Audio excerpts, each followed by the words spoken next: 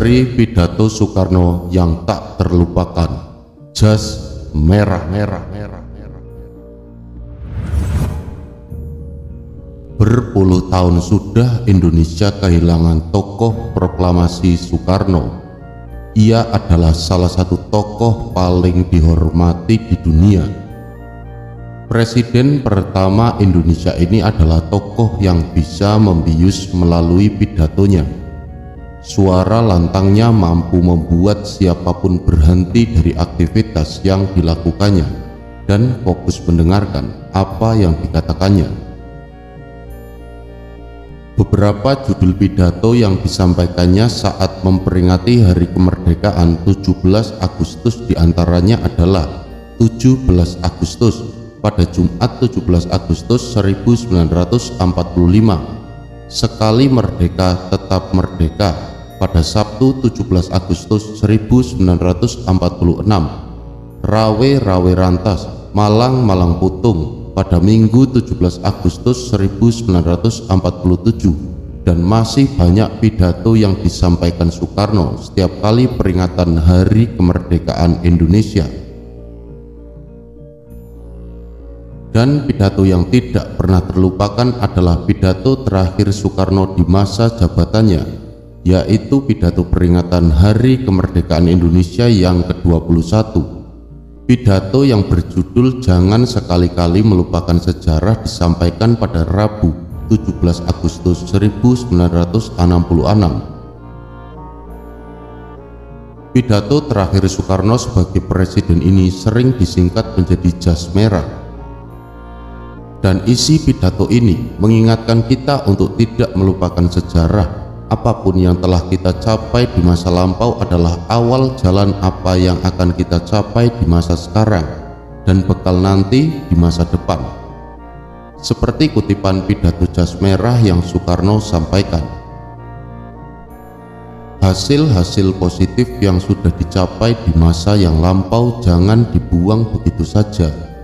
Membuang hasil-hasil positif dari masa yang lampau tidak mungkin, sebab kemajuan yang kita miliki sekarang ini adalah akumulasi daripada hasil-hasil perjuangan pada masa lampau, yaitu hasil-hasil macam-macam perjuangan dari generasi nenek moyang kita sampai kepada generasi yang pada sekarang ini. Sekali lagi saya ulangi kalimat ini, membuang hasil-hasil positif dari masa yang lampau tidak mungkin, sebab kemajuan yang kita miliki sekarang ini adalah akumulasi daripada hasil-hasil perjuangan di masa lampau.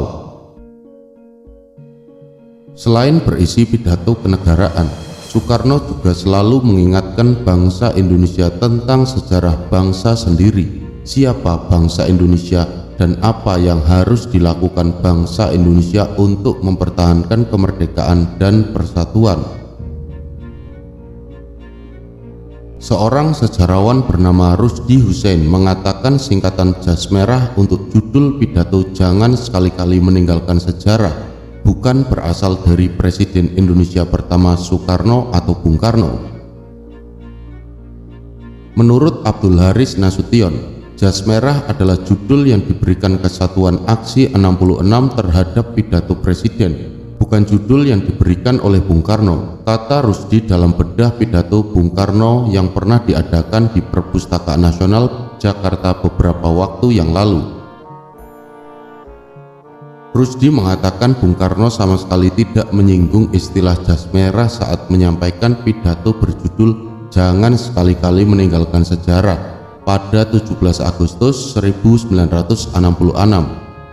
Bung Karno, menurut dia, memberikan judul tersebut pada pidatonya untuk mempertahankan garis politiknya yang berlaku. Dalam pidato tersebut, Bung Karno menyebutkan beberapa hal penting seperti tahun-tahun yang gawat dan konflik sesama anak bangsa.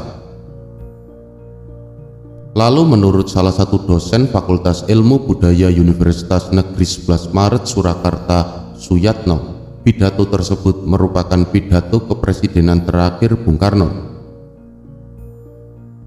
Saya mencatat terdapat 89 kata revolusi dan 50 kata sejarah dalam pidato tersebut. Itu menunjukkan betapa penting revolusi dan sejarah bagi Bung Karno, ujarnya. Pidato yang disampaikan pada peringatan 21 tahun kemerdekaan Indonesia ini adalah revolusi Indonesia penuh dengan dinamika, romantika, dan dialektika. Sementara seorang penulis, Rosod Haras, mengemukakan perlunya upaya menjembatani pemikiran-pemikiran Bung Karno dengan generasi muda. Harus ada penafsiran terhadap pidato-pidato dan karya-karya Bung Karno dalam konteks kekinian, sehingga generasi muda bisa memahami Bung Karno. Kata penulis aktualisasi pidato terakhir Bung Karno, jangan sekali-kali meninggalkan sejarah itu.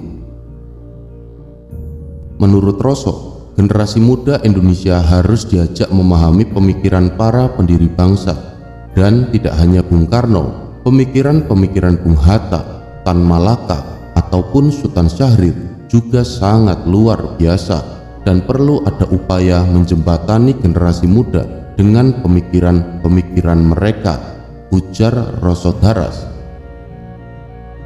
Pidato Jas Merah merupakan pidato resmi terakhir Bung Karno sebagai presiden menyusul pengambil alihan kekuasaan oleh Jenderal Soeharto pasca penerbitan Surat Perintah 11 Maret 1966 atau yang lebih dikenal dengan Super Semar.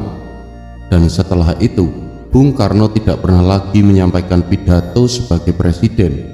Bung Karno memang sangat pandai menyedot perhatian dan menyihir publik dengan pidato-pidatonya yang memukau.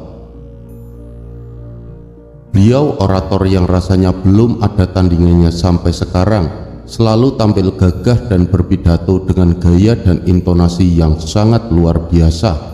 Bung Karno juga sangat pandai menyusun kalimat dan melemparkan ungkapan-ungkapan yang sangat menarik seperti pidato Jas Merah tersebut. Saat berpidato Jas Merah itu, Bung Karno bukan hanya menjelaskan sikap politiknya, melainkan juga mengajari kita mengenai filosofi sejarah. Mengenai sikap politik, Bung Karno mengatakan Super Semar telah dibelokkan menjadi semacam pemindahan kekuasaan. Kata Bung Karno, sejatinya Super Semar adalah perintah kepada Jenderal Soeharto untuk melakukan pengamanan atas situasi buruk menyusul peristiwa G30S atau Gerakan 30 September atau Gerakan 30 September yang oleh Bung Karno disebut Gestok atau Gerakan 1 Oktober. Super Semar itu dibelokkan menjadi surat penyerahan kekuasaan pemerintahan atau transfer of power, sesuatu yang menurut Bung Karno jauh dari maksud yang sebenarnya. Yang tak kalah menarik dari pidato Bung Karno itu adalah filosofi tentang bekerjanya hukum sejarah. Sang proklamator mengajak bangsanya untuk tidak sekali-kali melupakan sejarah, karena sejarah adalah semacam kaca benggala tentang siapa kita, harus kemana kita, dan apa akibat-akibat dari setiap langkah kita. Sejarah selalu bercerita tentang pengulangan-pengulangan pengalaman manusia sebagai hukum sejarah.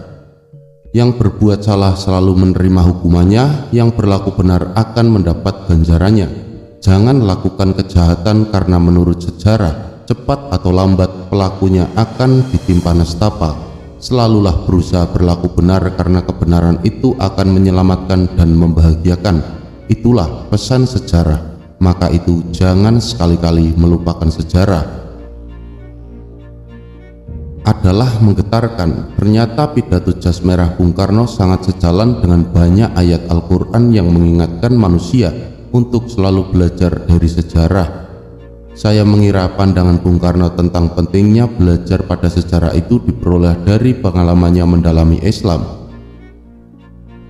Kita semua tahu selain ikut aktif di kegiatan-kegiatan Muhammadiyah, Bung Karno juga aktif berdiskusi dengan tokoh-tokoh Islam seperti tokoh Persatuan Islam atau Persis, A. Hasan, bahkan pernah berpolemik panjang dengan M. Nasir tentang negara sekuler dan negara Islam. Dalam rangkaian polemik yang sangat menarik, Bung Karno mendalami Islam dengan intens. Jadi sangat mungkin ajakan Bung Karno untuk belajar sejarah ikut diinspirasi oleh pergulatannya dalam mendalami Islam dari Al-Quran. Untuk apa kita belajar dari sejarah? Menurut Al-Quran, belajar dari sejarah menjadi salah satu cara manusia untuk mengatur setiap langkahnya. Dari sejarah umat-umat terdahulu, setiap perbuatan manusia selalu ada akibat-akibatnya yang setimpal. Di dalam Al-Quran surat Al-Hasyr ayat 18 misalnya, Allah berfirman, Bismillahirrahmanirrahim.